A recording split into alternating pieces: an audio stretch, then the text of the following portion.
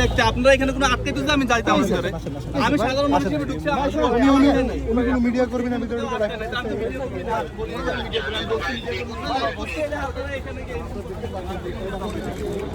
আমি আন্দোলনকারী, আমি জুলাই আন্দোলন করছি, সবকিছু করছি, আমি দেখতে আসছি আজকে সরকারি সংগঠন এখানে কি করছে।